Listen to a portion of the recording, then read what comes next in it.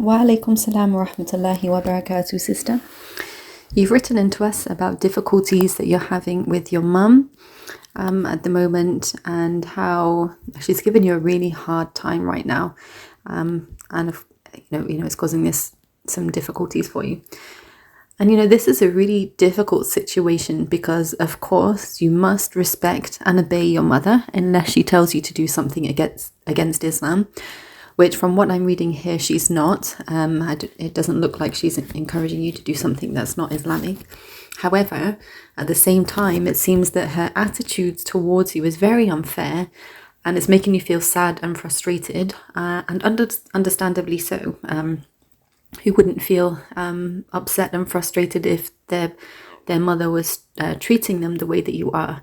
So it's difficult, it seems she's disrespecting you. That's making you feel bad, but at the same time, you need to respect her as well and obey her. So from what I can read here, it seems you are obeying her, but perhaps in a different way to how she expects, and she's making you feel bad then by comparing you to others. And this is not fair. And of course, it will understandably lead you to the feelings that you're having. So I'd say that from what I'm reading, the way you're feeling is not a dramatic response to what you say she's doing. And I think anyone in this situation would feel the same. But of course, I'm only reading one side of the story. And from what I see from your perspective, it doesn't seem right.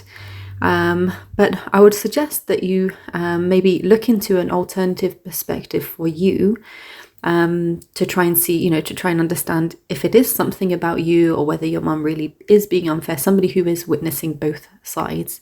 So is there anyone else in your household who feels that she is mistreating you? So this may give you an indication then of whether you are being dramatic or not. So if there are other people in the house who feel that she is mistreating you, then I'd say, since they're seeing both sides of it, then your response is not dramatic at all.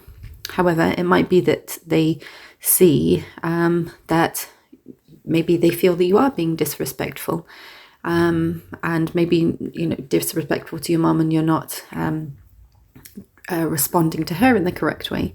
So if this is what they think, then maybe you do need to do something about your actions. And if not, if they feel that she is mistreating you, then they would support you in talking to your mum about how her actions are making you feel.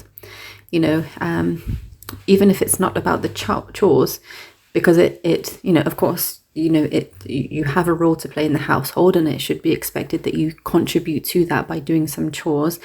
But the way she's putting you down to others is not okay. So if it is that other people in the household are seeing that too, then maybe bringing that up with her, like, not necessarily talking about the chores, but talking about how she's putting you down to others and how that's not okay and how it's making you feel.